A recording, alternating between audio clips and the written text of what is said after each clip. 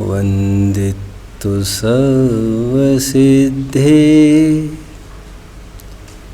धुवमचलमनोवमं गदिं पते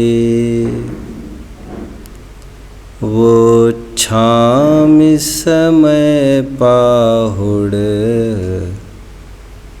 मीणमोसुद केवली भणिदम् नमः समय साराय स्वानुभूत्या चकासते चित्स्वभावाय भावाय सर्वभावान्तरच्छिदे अनन्तधर्मणस्तत्त्वं पश्यन्ति प्रत्यगात्मनः अनेकान्तमयी मूर्तिर्नित्यमेव प्रकाशिताम्।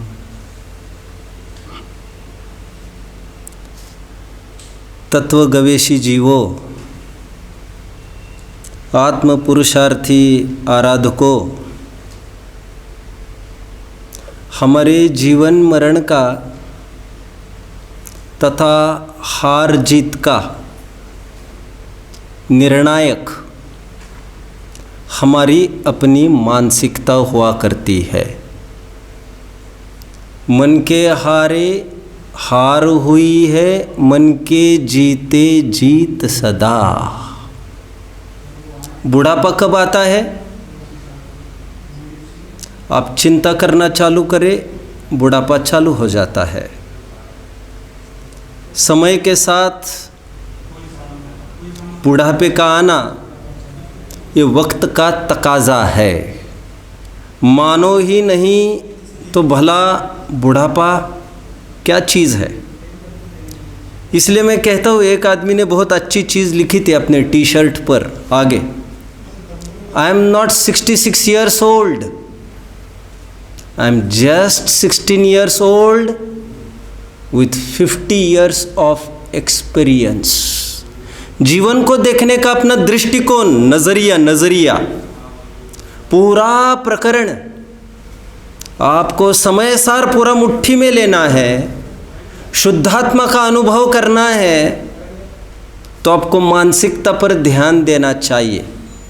आपकी मानसिकता तय करती है कि आप बद्ध हो या अबद्ध हो, स्पष्ट हो अथवा अस्पष्ट हो।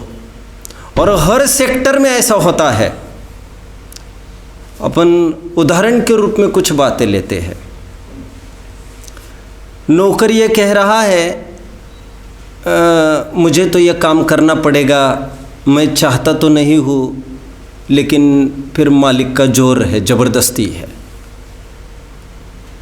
और मैं ये कह रहा हूँ यदि नौकर उसको करना नहीं चाहे तो कोई दुनिया का मालिक, ऊपर का मालिक भी आकर उससे वो काम नहीं करा सकता। भाई साहब, नहीं स्वतो शक्ति कर्तुम अन्यन्य पार्यते, नहीं वस्तु शक्तया परम अपेक्षन्ते। कर्ता कर्माधिकार के महत्वपूर्ण स्लोगन है। आई थिंक 116 गाथा से लेकर 125वीं गाथा तक के बीच में ये दो स्लोगन अमृतचंद्र स्वामी ने दिए हैं, जिसमें जो करने की योग्यता लायकात ही नहीं है, पूरी दुनिया तुल जाए उससे वो काम करने के लिए, वो काम नहीं होगा और नहीं होगा। और मैंने ठान ली है करने की और पूरी दुनिया आड़ी आ जाए, वह काम होगा, रोका नहीं जा सकेगा। सूत्र देखना चाहिए। हाँ, लेकिन करने की भावना अपने द्रव्य की ही होना चाहिए पर में करने की भावना तो अपराध है, उसमें तो हमारा कुछ भी नहीं चलता। चलता तो फिर उनका भी चलता ना, फिर वे भी आकर रोक सकते होते, लेकिन ये मेरा काम है ना। इसलिए जो लोग ये कहते हैं हमको आज्ञा माननी पड़ती है, करना पड़ता है, मैं कहता हूँ जब तक तुम ही नहीं मानते दुनिया आपसे नहीं मनवा सकती, नहीं मनवा सकती। बीच में याद आ रही है एक घटना, पोरबंदर का पेट्रोलिंग पर जब अंग्रेज़ गए, वहाँ पर जब अंग्रेज़ गए, आप जानते होंगे करमचंद गांधी, उनको नवाब अपॉइंट किया था वहाँ का। नवाब मतलब सब कुछ। और अंग्रेज जाने के बाद वहाँ पर खड़ा रहना पड़ता था, सल्यूट करना पड़ता था, और करमचंद गांधी ने सल्यूट नहीं किया। फिर हु इज दिस पर्सन? नवाब। नवाब कह रहे सल्यूट नहीं करता है। कहते ये हाथ जनता की सेवा के लिए उठा है, ये हाथ किसी के सामने नहीं झुकेगा, नहीं झुकेगा। और दुनिया तब झुकाती है जब झुकने वाले की झुकने की तैयारी हो। यदि झुकने वाला नहीं झुकना चाहता तो दुनिया तुल जाए। अरे ये क्यों कहता मालिक का जोर है? ये कहो तुम्हें कुछ पैसों का लालच है। आपको क्या ख्याल में है? आपके नौकर है, वो मालिक है कि नौकर है? आपको क्या लग रहा है? अरे नौकर होगा पैसे का, सेवा देने का वह अपना मालिक है। इसलिए मैं कहता हूँ देखने का दृष्टिकोण देखिए, मालिक भी नौकर है और नौकर भी मालिक है। क्यों? एक को सेवा चाहिए, एक सेवा का मालिक है, एक सेवा का नौकर है। और एक को पैसा चाहिए, वो पैसे का नौकर है, एक सेवा का नौकर है। एनीवे, फिर से मेरी बात को आकर मैं खड़ा रहता हूँ।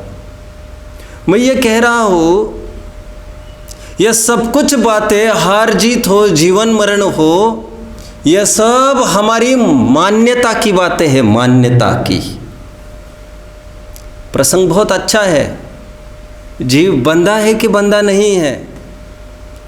तो कहते हैं ये जैसा तुम अनुभव करोगे वैसा जीव है। प्रथम क्षण में अटपटी बात लगती है, जैसा हम माने वैसा। कोई वस्तु का अपनी तरफ से स्वरूप नहीं है क्या? अरे भैया, वस्तु तो दुस्वभावी है, बद्ध भी है और अबद्ध भी है। वो तो तुम जैसा मानो वैसा है, मतलब तुम द्रव्य दृष्टि करते हो तो अबद्ध है, पर्याय दृष्टि करते हो तो बद्ध है। ध्यान रखना, द्रव्य दृष्टि का तात्पर्य इतना ही लेना चाहिए, शक्ति अपेक्षा से अबद्ध का अर्थ इतना ही लेना चाहिए, दुनिया की ताकत मुझे कोई बांध नहीं सकती।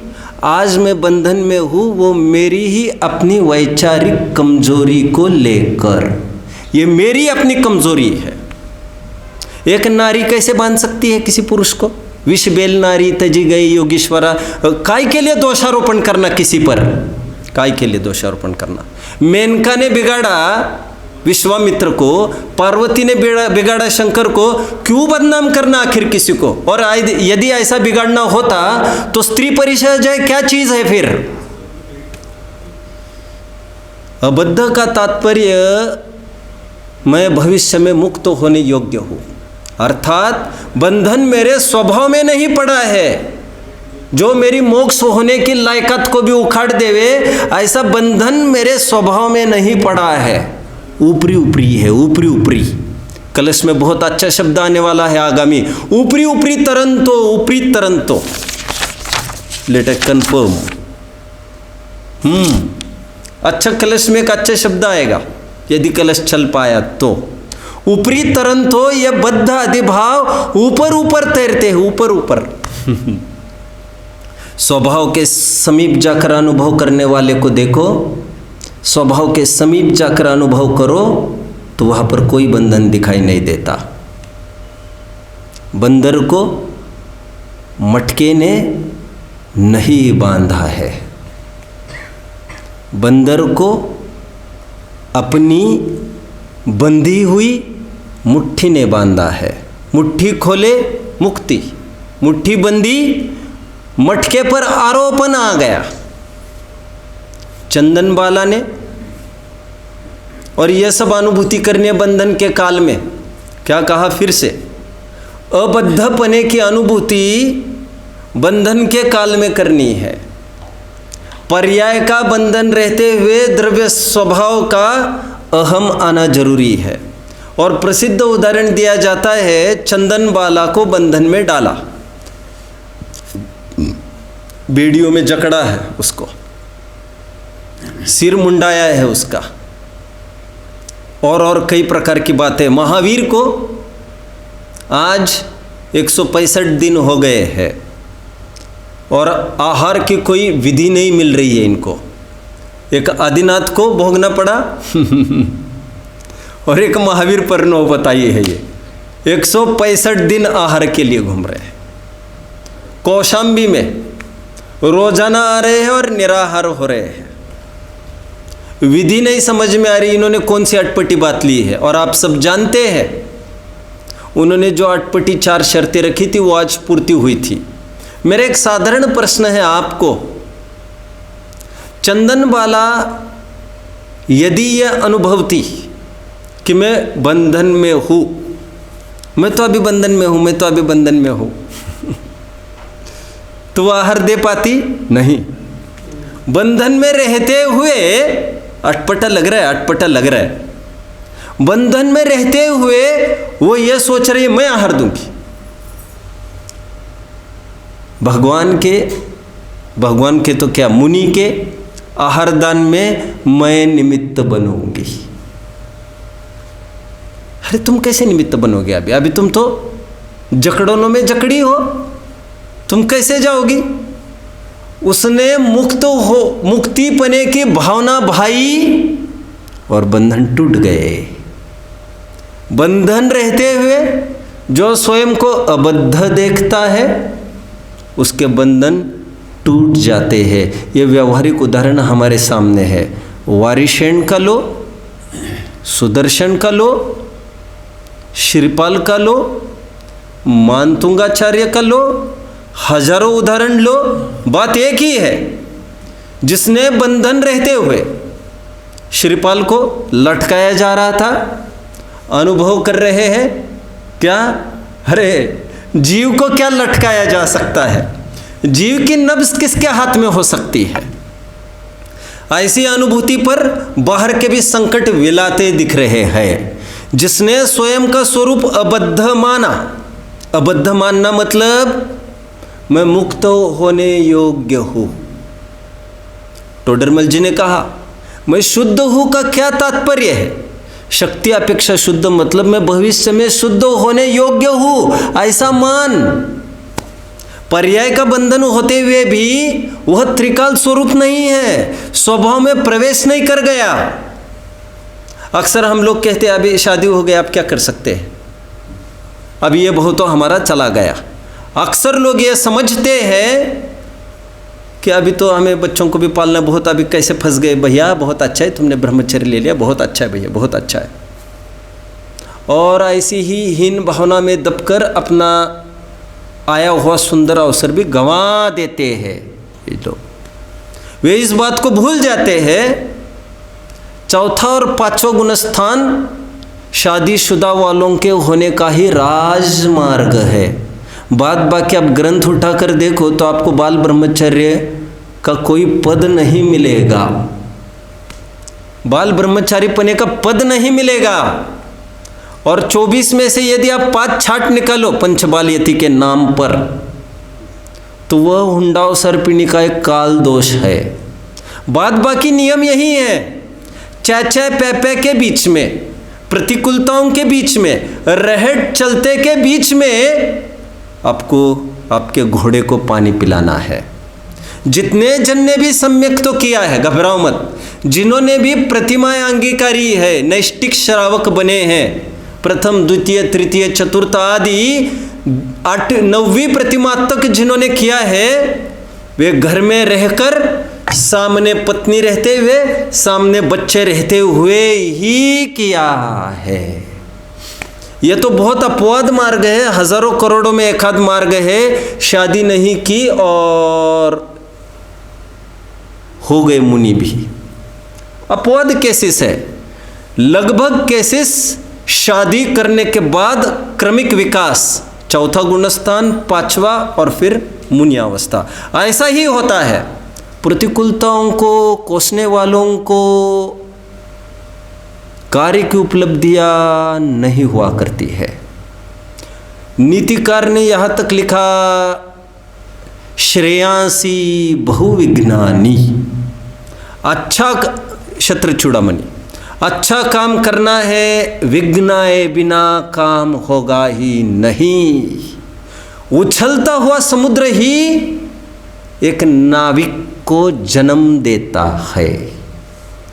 आप समझ रहे होंगे मेरी बात को। फुटबॉल मैच होता है, मैं हमेशा उदाहरण देता हूँ, और हमने ये कहा भैया हम गोल करना चाहते, तुम बीच बीच में अपनी टांग क्यों अड़ा रहे हो? ऐसा करना उचित भी है? हटो मुझे गोल करने दो। अरे भैया तुम गोल करोगे तो ये मैच नहीं होगी। मैच उसी को कहते हैं कि आप गोल करने जाइए और 11 के 11 जन मर पच के भी वो गेंद को आगे नहीं होने देंगे, उल्टी दिशा में लेके जाएंगे, तभी तो वो गेम है और तभी तो तुम खिलाड़ी बनने के अवसर है, तभी तुम्हारे हाथ में ट्रॉफियां पकड़ाई जाएगी। यह सब परिस्थितियां होने के काल में, बंधन होने के काल में स्वयं को मुक्त अनुभवना है। तीर्थंकर होंगे कठपुतली, फिर से तीर्थंकर होंगे कठपुतली कर्म की, लेकिन जीव नहीं है कठपुतली कर्म की, क्योंकि जीव तीर्थंकर नहीं है। समझ रहे? एक दूसरी बात, क्योंकि कर्म की कठपुतली किस अपेक्षा से? विहार, कल की बात, उठना बैठना और उपदेश। अरे हमारा क्या नड़ा है उसमें? हमारा कौन सा काम नड़ रहा है? कठपुतली हो तो ये शरीर हो, ये वाणी हो, उनको होना तो भले ही हो, लेकिन जीव तीर्थंकर रूप नहीं होता, इसलिए जीव तो किसी की भी कठपुतली नहीं है। संसारी परतंत्र होता है, ये बात खरी है, लेकिन जीव परतंत्र नहीं है, क्योंकि जीव संसारी ही कब है जो परतंत्रपने की बात करे। कल दो बातों को उठाया था, कौन कौन सी? संसारी परतंत्र है और तीर्थंकर भी कर्म की कठपुतली है। कहो तो यहाँ से 1000 किलोमीटर वहाँ पर लेके जाए कर्म और वहाँ पर उपदेश कराए, ऐसा उनका कोई बस उसमें नहीं चलता। लेकिन जीव की तरफ से देखो तो वो क्यों बस चलाना है हमको? बाहर जो चल रहा है चलते रहने दे। इसीलिए उनके औदयी क्रियाएं भी क्षाई की कही, प्रवचन सार शायद 43वीं गाथा है, देखना चाहिए। उनकी औदयी की क्रियाएं भी क्षाई की कही, क्योंकि कर्म का उदय तो होता है लेकिन नवीन बंध उसको लेकर नहीं होता है। ज्ञानियों के जीवन में भी बाहर का जितना भी बातें होती है, श्रद्धान में तो वो उसको अपना नहीं मानते, इसलिए किसी अपेक्षा से जितनी औदयिक क्रियाएं ज्ञानियों की है वे भी क्षाई की क्रियाएं है। अपेक्षा है समझना, क्षाई की क्रियाएं मतलब जो भी हो रहा है वो नवीन बंध का कारण नहीं है, बंध आकर खीर भर रहे हैं। कमल का उदाहरण कल उभारा गया था, ध्यान रखना, कमल को पानी से कोई दिक्कत नहीं है, कमल को पानी से दिक्कत नहीं है, कमल को ना पानी से दिक्कत है, कमल को ना ही सूर्य से दिक्कत है, ना ही सूर्य जलाता है कमल को, ना ही जल गलाता है कमल को। हाँ, यदि कमल को आँच आएगी तो जड़ उसकी हट जाएगी तो आँच आ जाएगी, फिर गल भी जाएगा और जल भी जाएगा। फिर से जो धूप अभी बर्दाश्त कर रहा है वो कमल, जो पानी के बीच में रहकर भी अलिप्त है, उसका कारण उसकी जड़ जुड़ी है, वो फूल जड़ से जुड़ा है। यदि वो जड़ से अलग हो जाए फूल, अभी वो जल भी जाएगा सूर्य की थोड़ी सी धूप में और पानी में सड़ भी जाएगा। निष्कर्ष बता पाएगा कोई? बंधन के काल में, बंधन से कोई दिक्कत नहीं है जीव को, बशर्ते बंधन के काल में, पर्याय रूप बंध के काल में जीव का उपयोग आत्मोन्मुख हो, जड़ से जुड़ा रहे। और यदि जड़ से हट जाएगा तो कर्म रुलाएगा भी, कर्म भुलाएगा भी और सब कुछ करेगा, क्योंकि तुम जड़ से हिल गए हो। ध्रुव कीली के पास रहे वे दाने नहीं पिस पाते हैं, छिन्न भिन्न होते हैं वे ही कीली छोड़ जो जाते हैं। निज स्वभाव को नहीं छोड़ना, सुनो भ्रात अब कान दे। मिट्टी का टीला तो देखो जलधारा में बह जाता, धारा ही मुड़ जाती लेकिन अचल अडिग पर्वत रहता। जो ध्रुव का आश्रय करता है उसका संसरण नहीं होता, वो बंधता नहीं है।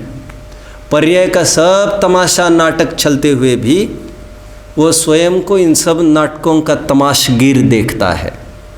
जैसा ज्ञाता वो औरों के शरीर का है, औरों की अनुकूल प्रतिकूलताओं का है, यकीन मानना हमारे जीवन में आती हुई अनुकूल प्रतिकूलताओं का वैसा ही तमाशगीर है जैसे आई हुई अनुकूलताएं प्रतिकूलताएं पड़ोसी पर आई हुई अनुकूलताएं प्रतिकूलताएं। क्या यहाँ क्या वहाँ, वो कुछ फर्क ही नहीं देखता। जितना आपका शरीर मेरे से भिन्न है उतना ही मेरा भी शरीर मेरे से भिन्न है, ऐसा श्रद्धान उसको तारता है।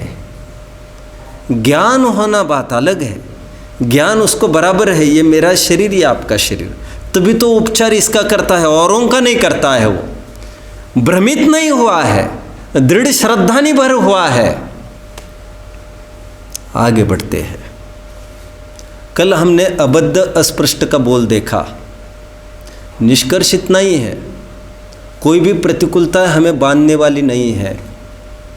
हंसी आती है जब लोग ये कहते हैं मैं तो बहुत सोचता हूँ प्रवचन में आने की, लेकिन ये ग्राहक आने दे तो ना। अच्छा, ग्राहक बदमाश है। और नौकर ही तो नहीं मिलते, नहीं तो हम तो दौड़े दौड़े आए। नौकर की कमी दिखती है, आसक्ति की अधिकाई नहीं दिखती है, बुद्धि पर उसको बहुत शनि चल रही है। ग्रह पिशाच ने आक्रमण किया है, वो ये कहते हैं ग्राहक आने नहीं देते। और जो पराधीनता में अपने जीवन को मानता है उनके लिए तो आत्मा वाकई में बंधा है और उनको रुलना पड़ेगा। और जो मुक्त मानता है अपना काम करने के लिए सदा काल सदा हर एक परिस्थिति में, ऐसा लिखा है सामयिक के काल में, गृहस्थ की बात आई है, सामयिक के काल में यदि घर में आग लग जाए, आग, और अपने ही बच्चे झुलस कर मर जाए उसमें, बच्चे की छोड़ दीजिए, अपने ऊपर ही आग आने लग जाए तब भी वो उठता नहीं है। गृहस्थ की बात कर रहा हूं मैं, साधारण गृहस्थ की बात कर रहा हूं। क्या लिखा है? ग्रही तदा याति यति भावम। क्या लिखा? चेलोप सृष्ट मुनिरिव ग्रही तदा याति यति भावम। 102 नंबर का श्लोक, संबंधभद्र स्वामी। सामयिक में बैठा हुआ जीव और मुनि, उपसृष्ट मुनि, इन दोनों में कुछ भी अंतर नहीं। दुनिया यहाँ से वहाँ हो जाए, गृहस्थ को उठने का भाव नहीं आता, क्योंकि मैं तब अंदर था, मुझे पता ही नहीं चला बाहर क्या हुआ है। सब जलकर खाक हो गए हैं यहाँ पर और आपको पता नहीं चला। अरे हम तो समुद्र में डुबकियाँ ले रहे थे, वह किसको खबर हो किसी चीज़ की। इसलिए शुद्धोपयोग के काल में आप सब जानते होंगे, सिद्ध चक्रमंडल विधान में भी और ब्रह्मचारी रायमल जी ने भी चर्चा शतक में, दोनों जगह यह बात मिलती है कि 3 आसनों में सिद्धावस्थाएं कही है। तो ऐसे कहे 3 अवस्थाएं, खड़गासन और पद्मासन तो जानते, तिर्यकासन क्या है? बोले कि जिन पर उपसर्ग होता है, उपसर्ग हालत में ही यदि उल्टी मुद्रा में हो, अन्य ग्रंथों में नहीं है देखने में, मुझे जो कहना है वो शांति से समझना बात को। यदि उल्टा आसन हो गया उनका, मुनि का हो सकता है उल्टा आसन उछल दिया हो किसी ने। अरे भाई साहब, जितने जम्बू द्वीप में निर्वाण को प्राप्त हुए हैं जीव, उससे कई गुना लवण समुद्र में प्राप्त हुए हैं।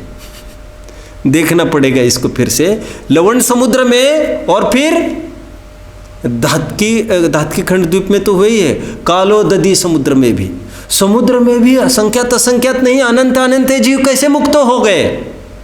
उन पर उपसर्ग आया, उनको पटका गया। तो समुद्र से आप जानते ना 45 लाख योजन कहीं भी खाली नहीं है पैच, सब ये समुद्र ही, इसके ऊपर कैसे सिद्ध हो सकते हैं। समुद्र का एक इंच भी ऐसा नहीं है जहाँ से कोई निर्वाण नहीं गया हो। सब यहाँ से कैसे जाएगा कोई? अरे उपसर्ग करने वाले कम है क्या लोग?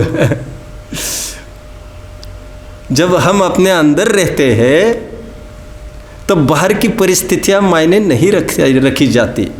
बाहर के प्रति वही शिकायतें करता है जो अंदर में नहीं बैठा है।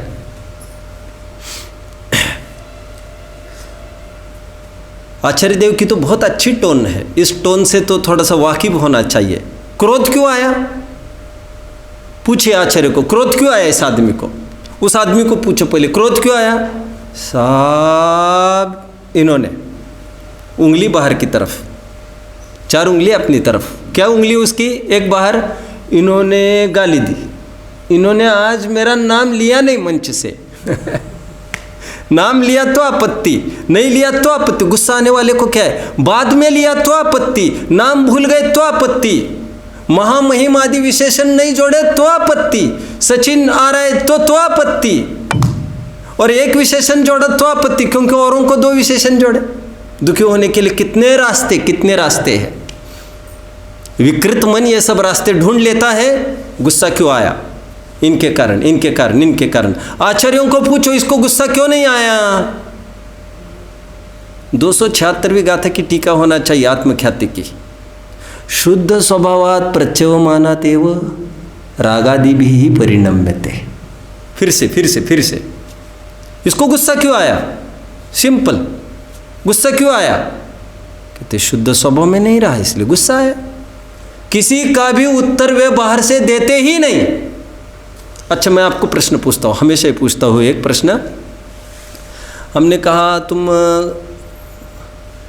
क्लास में बैठे थे, हमने आकर झाँक कर देखा क्लास में अकेला ही आदमी बैठा था, एक लड़का। हमने उसको पूछा क्यों रे इतना शांत क्यों बैठा है, गुस्सा क्यों नहीं कर रहा है? ऐसा कोई प्रश्न पूछता है उसको? कभी नहीं पूछता। और उसको यदि पूछो गुस्सा क्यों नहीं कर रहा है तो क्या बोलेगा? वो तो कोई किसी को प्रश्न ही नहीं खड़ा हो सकता।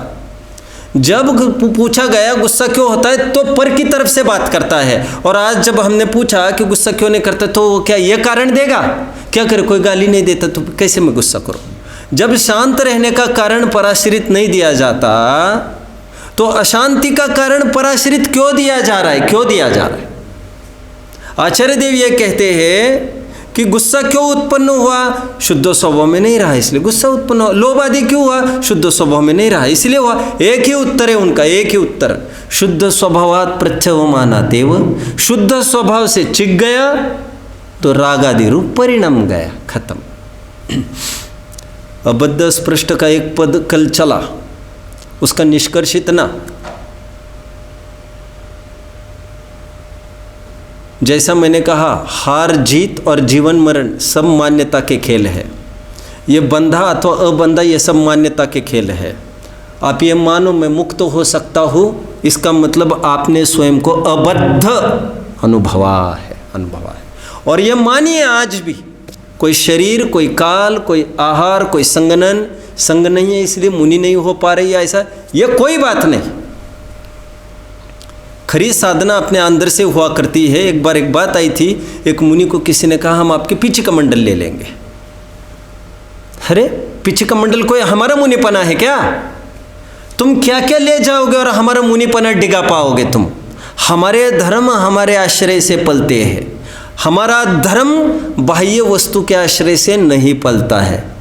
तृण चौकी शील शैल शिखर नहीं, आत्म समाधि के सा आसन, संस्तर पूजा संग सम्मिलन नहीं समाधि के साधन। यह सब बाहर की परिस्थितियों का रोना गाना बंद करना चाहिए, स्वयं को अबद्ध स्पष्ट अनुभवना। दूसरे बोल की तरफ आते हैं, अनन्य। गौर से सुनिए, गौर से समझे इस बात को। अनन्य मतलब अन्य अन्य रूप नहीं होता। देखिए पहले तो इस बात को समझिए। एक उदाहरण लेते हैं हम। जो काम तवा कर सकता है वो काम सुराही कर सकती है। सुराही जग को कहेंगे, है ना? हाँ। जो काम तवा कर सकता है वो आपका बेलन कर सकता है, चकला कर सकता है, और क्या क्या होता है चौके में? थाली हो सकते, थाली काम कर सकती है तवे का? नहीं, आदि आदि आदि। तवा है वो तवा ही है, सुराही है वो सुराही ही है, घड़ा है वो घड़ा ही है। एक का काम दूसरा नहीं कर सकता। इन सब में अन्य अन्यपना स्पष्ट दृष्टिगोचर है। बराबर। अभी कुम्हार को पूछो, कुम्हार को पूछते हैं तो कुम्हार तो एक ही बात कहता है, क्या?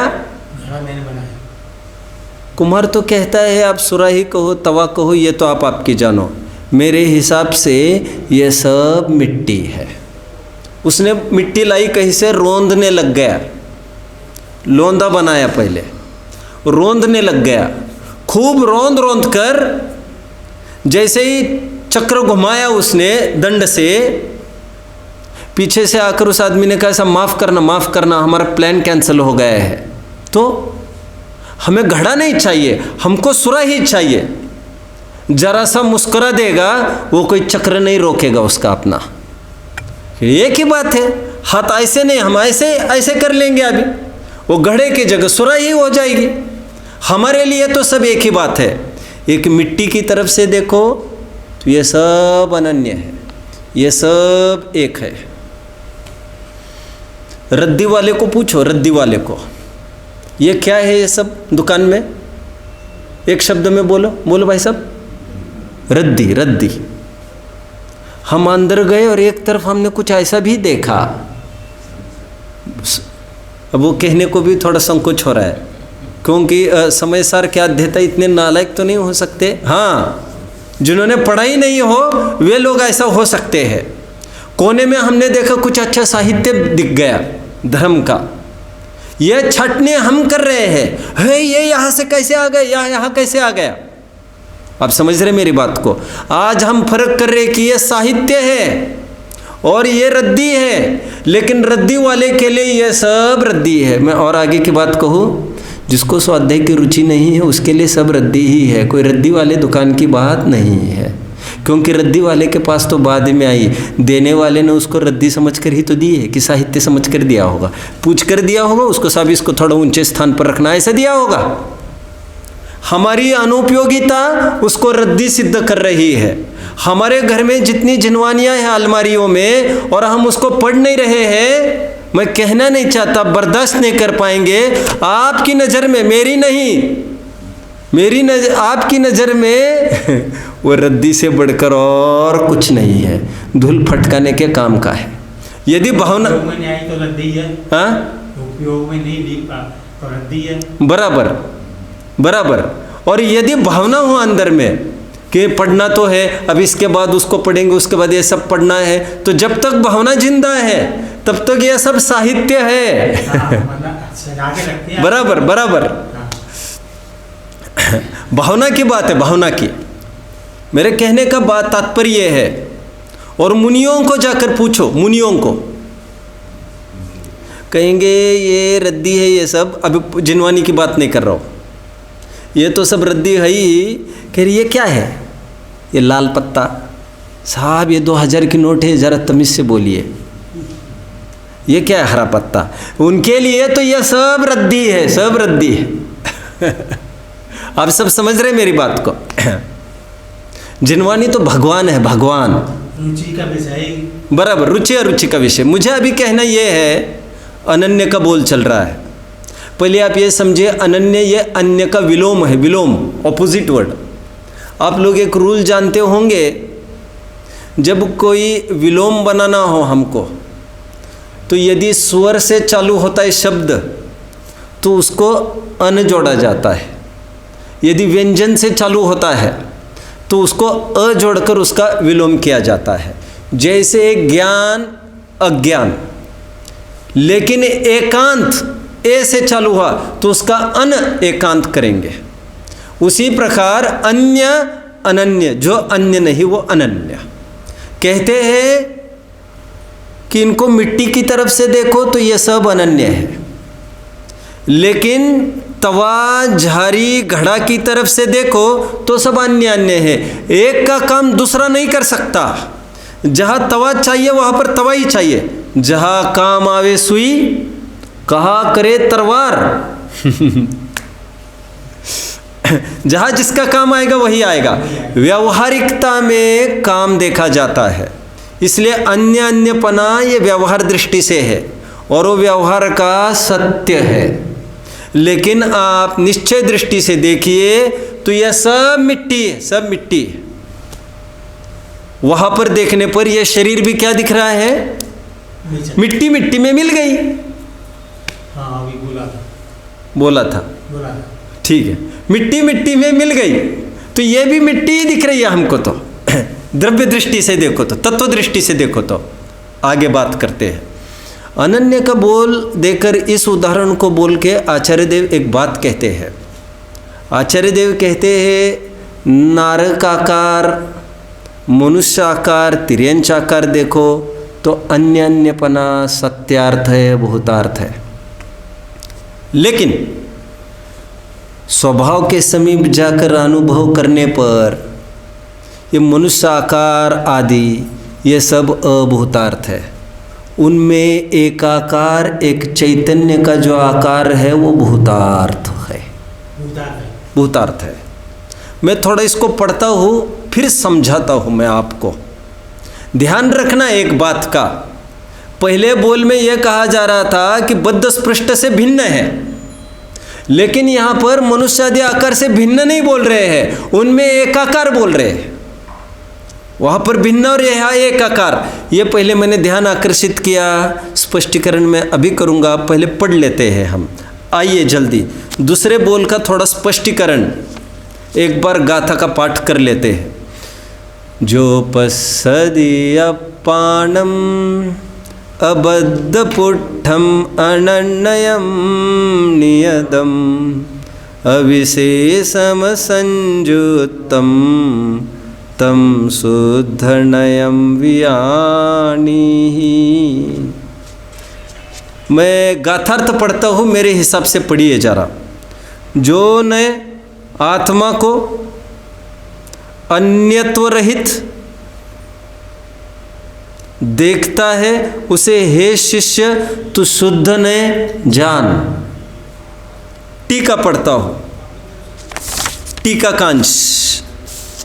जैसे मिट्टी का ढक्कन मिल रहा है भाई साहब आपको? जैसे मिट्टी का ढक्कन, घड़ा, झारी इत्यादि पर्यायों से अनुभव करने पर अन्यत्व भूतार्थ है, सत्यार्थ है। तथापि सर्वथा अस्खलित एक मिट्टी के स्वभाव के समीप जाकर अनुभव करने पर अन्यत्व अभूतार्थ है, असत्यार्थ है। इसी प्रकार आत्मा का नारक आदि पर्यायों से अनुभव करने पर अन्यत्व भूतार्थ है, सत्यार्थ है। तथापि सर्वथा अस्खलित एक चैतन्य आकार आत्म स्वभाव के समीप जाकर अनुभव करने पर अन्यत्व अभूतार्थ है, असत्यार्थ है। एक चैतन्यकार आत्म स्वभाव के समीप जाकर अनुभव करने पर। मैं थोड़ा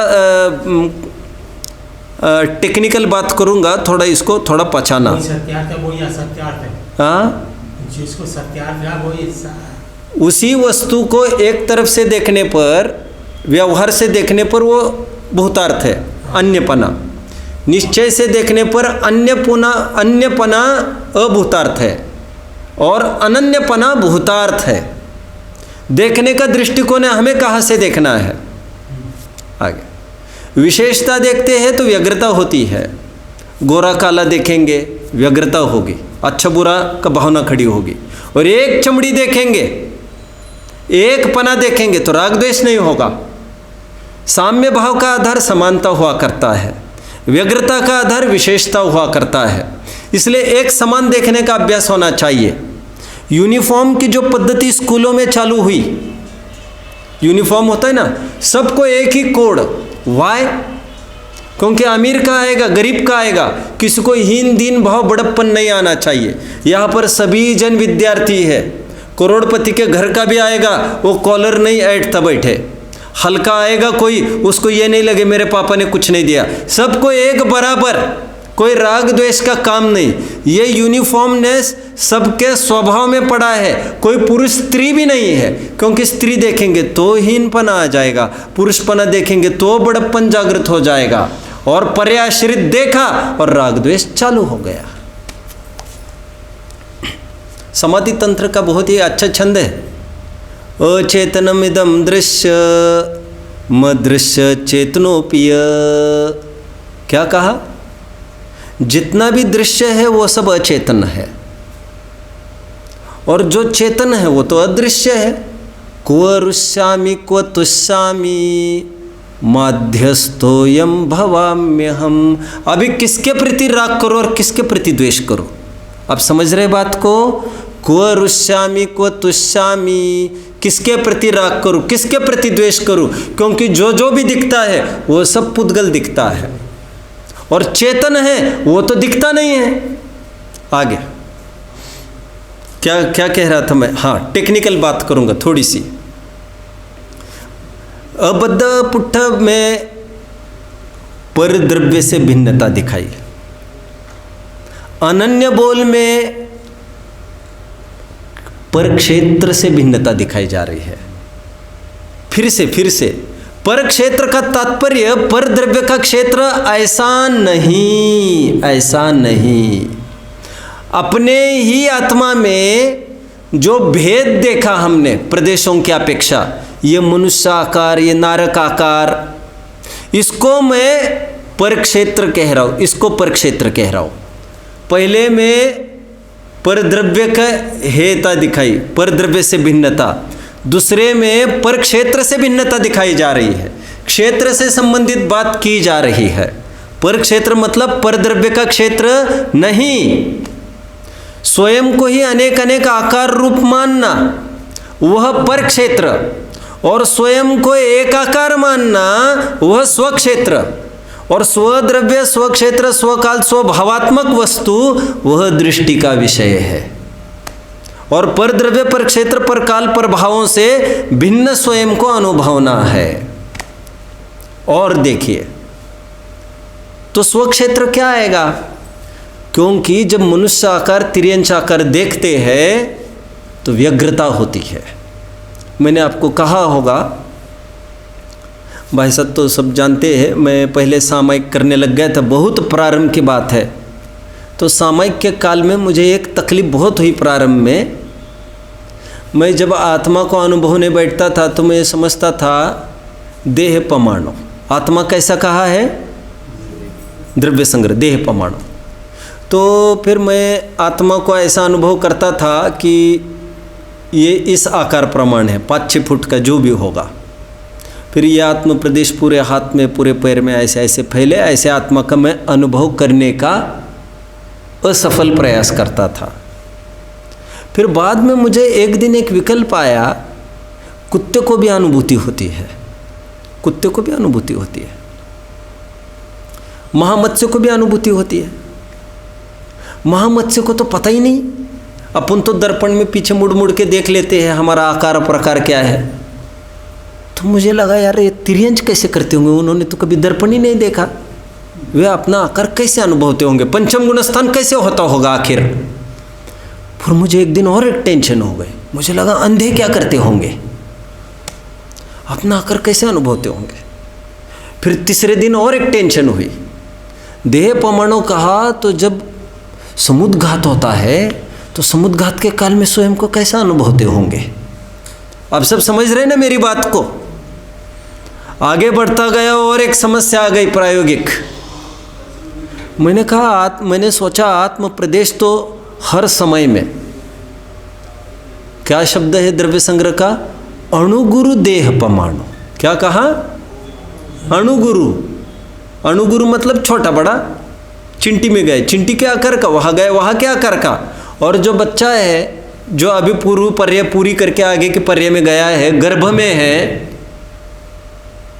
उसका तो क्या आकार होगा, आप क्या कल्पना कर सकते हो, वो क्या अनुभव करेगा। ऐसे बहुत संकटे खड़े हो गए। और एक दिन तो ऐसा तक लगने लग गया, हर समय में संकोच विस्तार तो आत्मा में हो ही रहा है।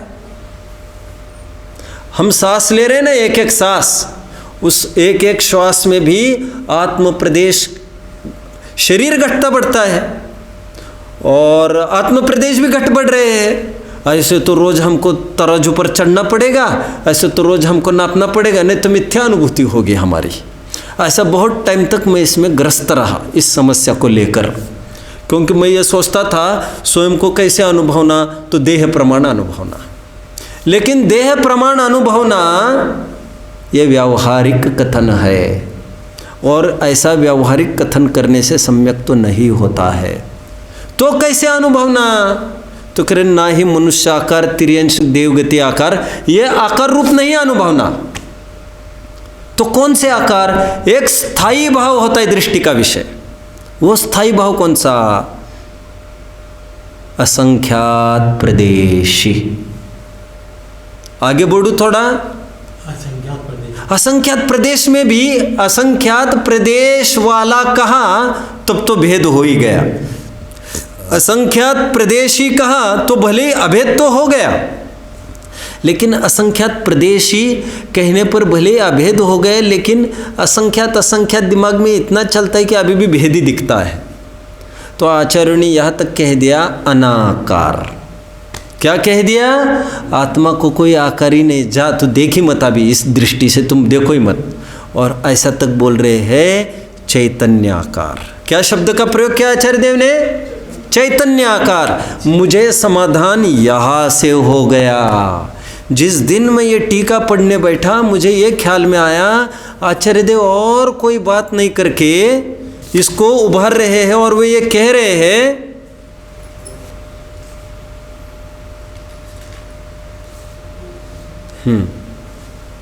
वे ये कह रहे हैं इन आकार रूप न अनुभव करके एक चैतन्य आकार अनुभव करना है। मैं दूसरी भाषा में और कहूँगा इसको। मैंने कहा ये पहला पद अबद्ध स्पृष्ट द्रव्य सापेक्ष था, ये क्षेत्र सापेक्ष है। मैं आगे और बात करूँगा जैसे पद उठाऊँगा, लेकिन दूसरी विवक्षा में कहूँ तो पहले द्रव्य अपेक्षा था, और ये है पर्याय अपेक्षा, और ये आएगी व्यंजन पर्याय। मतलब पहले बोल में द्रव्य से भेद विज्ञान कराया, और दूसरे अनन्य के बोल में पर्याय से ही भेद विज्ञान नहीं कराया मात्र, क्योंकि पर्याय का भेद विज्ञान असंयुक्त पद में भी किया जाने वाला है, नियत पद में भी किया जाने वाला है। 3 पद इसमें ऐसे हैं जो पर्याय से भेद विज्ञान कराएंगे। कौन कौन से, अनन्य, नियत और असंयुक्त। लेकिन वे तीनों पर्याय अलग अलग जाति की ली गई है। अभी थोड़ा संकेत करूं तो वहां पर अर्थ पर्याय की बात चलेगी। कहां पर? नियत में और असंयुक्त में। 5 बोल है ना भाई साहब, 5 कौन कौन से हैं? आप बोल के दिखाइए। हाँ, अबद्ध, अस्पष्ट, अनन्य और बोलो। देखो धड़ाधड़ ये बोल रहे, आपको लजा रहे हैं ये तो। ये इनसे पूछ के बोला। अरे काय के लिए इनसे, इनकी रक्षा कर रहे हैं आप तो फिजुल में। अबद्ध, अस्पृष्ट, अनन्य, नियत, अविशेष बोलो, असंयुक्त, कुछ भी कोई बात नहीं इसमें। इसमें 3 पद है, अनन्य, नियत और असंयुक्त। यह पर्याय से भिन्नता है।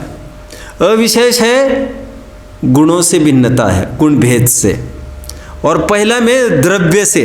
इस प्रकार द्रव्य गुण पर्याय की बात आई। अभी द्रव्य क्षेत्र काल भाव की अपेक्षा लगाए तो द्रव्य क्षेत्र लगा चुके। काल अपेक्षा हम बात करेंगे नियत में, असंयुक्त में,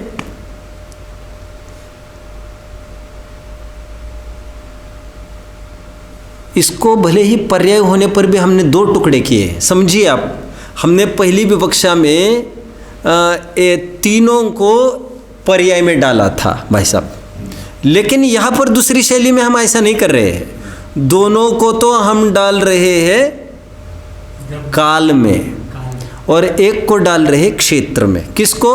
अनन्य जो पद चल रहा है उसको हमने डाला क्षेत्र में। क्यों? क्योंकि यह व्यंजन पर्याय है। व्यंजन पर्याय आकार से संबंध रखती है और अर्थ पर्याय आकार से संबंध नहीं रखती। इतनी परिभाषा तो आप जानते होंगे। प्रदेशत्व गुण की पर्याय को व्यंजन पर्याय कहते हैं। प्रदेशत्व गुण के अलावा जितनी भी पर्याय गुण हैं उनकी पर्याय को अर्थ पर्याय कहते हैं। ये तो एकदम बेसिक चीज़ है, बेसिक। समय सार के पहले आपसे एक प्रायोगिक स्वाध्याय, पहले प्रारंभिक स्वाध्याय आवश्यक है, नहीं तो कैसे आप समझेंगे इन सब बातों का। आगे बढ़ता हो, यहाँ पर यह कहा इन सब आकारों को गौण करके एक अनाकार, जिसको अस्थिपरक ज्ञानाकार बोला जा रहा है। एक सभी असंख्यात प्रदेशों में एक ज्ञान रूप ही तो हूँ मैं, तो एक ज्ञानाकार ही अनुभवना है। आकार प्रकार कोई मायने ही नहीं रखता, हमारी अवगाहना कोई मायने ही नहीं रखती। सिद्धों का भी ध्यान करेंगे तो भाई सब करेंगे कैसे आप 520 योजन का करने बैठेंगे तो पहले पंडित का माथा खाने आएंगे। 520 योजन होता कितने का है? पंडित 200 ग्रंथ देखकर भी आपको मूर्ख बनाएगा। वो कहेगा ये मोटा योजन, ये छोटा योजन, ऐसा योजन कर करके इतना घुमाएगा, इतना घुमाएगा। आप इतना ही कहकर बाहर निकलेंगे। पंडित जी है तो विद्वान, लेकिन योजन का तो अर्थ ही नहीं पता चलेगा आपको। योजन क्या राजू? 520 राजू का करेंगे, 520 योजन का करेंगे।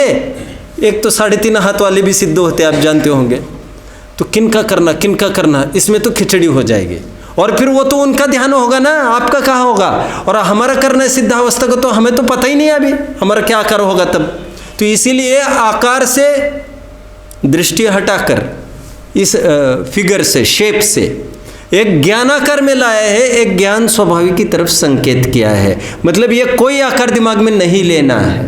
ये तो जो देह परमाणु कहा, ये व्यवहार दृष्टि से कहा, क्योंकि आत्मा की खोज बाहर न करके हम इसी में करें। और जो जैनेतर कहते हैं नाभि में आत्मा रहती है, यहाँ आत्मा रहती है, यहाँ पर ध्यान लगाओ, यहाँ पर ध्यान लगाओ, उनको ये समझाया बाबा ऐसा वट बीज समान आत्मा नहीं है, वो तो देह प्रमाण बना रहता है।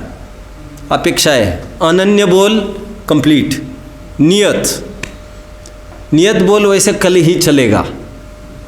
अभी टाइम तो बहुत भाग रहा है, मैं तो बहुत सोच के आया था, लेकिन आज दूसरा बोल में एक मिट्टी का उदाहरण देकर उन्होंने, एक झारी आदि का, उसमें मिट्टी पना कॉमन है। ठीक उसी प्रकार एक नारकी मनुष्याधीन सब में देखो तो एक ज्ञान आकार कायम है, और जो कायम है, एक है, वो अनुभूति का विषय होता है।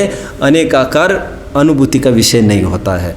अनेकता देखोगे तो राग द्वेष होगा, और एकता देखते हो तो वितरागता उत्पन्न होगी। ज्ञानाकार है, उधर ज्ञाकार है। हाँ, तो ये दोनों भिन्न भिन्न है। बराबर है। बराबर। अब ज्ञाकार तो ज्ञानाकार में आता नहीं।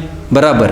अब ज्ञान ने, जैसे कि आपने कल बताया था, खड़ी दीवार को दीवार खड़ी नहीं है, हाँ दीवार है, बराबर खड़ी है, बराबर, खड़ी ने दीवार को छुआ भी नहीं है, बराबर, और दीवार ने खड़ी को छुआ बराबर, तो हमको खड़ी ही दिखनी चाहिए, हाँ बराबर, हमारा ज्ञान ही दिखना चाहिए, बराबर, वो ज्ञान को ज्ञान जानता है, बराबर, और उस ज्ञान आत्मा से तद्रूप है, तो ऐसे मैं ही ज्ञान और मैं ही ज्ञायक बराबर, अनुभव करना बराबर। अभी- छठवीं गाथा की टीका में इसी बात को कहा, ज्ञायक रूप से ज्ञात हुआ। हाँ, लेकिन एक बात समझना और कि ऐसा कोई प्रसंग नहीं रहेगा कि ज्ञेय झलके बिना रहेगा ज्ञायक में। ऐसा नहीं होगा कि ज्ञेय से रहित ज्ञान हो गया। तो सद्गुरु द्वार ने से बताया, हाँ झलकन होगी इसमें, हाँ। लेकिन इस झलकन के काल में भी आपको वस्तु ज्ञेय आकार को गौण करके ज्ञान आकार को मुख्य करना है, ये आपको करना है। और ज्ञान किसी भी स्थिति में, किसी भी पर्याय में जानने से नहीं रुकेगा, जानता रहेगा अनेक अनेक वस्तुओं को, लेकिन अनेक वस्तुओं को जानने पर भी स्वयं ज्ञान मात्र ही रहता है। ऐसा तो यही जैन दर्शन है और यही सार्थकता है। आज दूसरा ही बोल पूरा हुआ अनन्य का, लेकिन अनन्य का तात्पर्य में अन्यान्य रूप नहीं होता। लेकिन अबद्ध स्पष्ट का तात्पर्य मैंने क्या बताया, मैं मुक्त होने योग्य हूँ, ऐसी भावना से ही मुक्त होता है। आज जितनी भी कमजोरी है, जितनी भी कमी है, उसमें किसी और का योगदान नहीं है। लाइट चली गई इसलिए दिखता नहीं है, ऐसा, यह सब बातें फर्जी है। जितना भी है हमारा सब अपना अपना योगदान ही मार्क करता है उसमें। ओम नमः।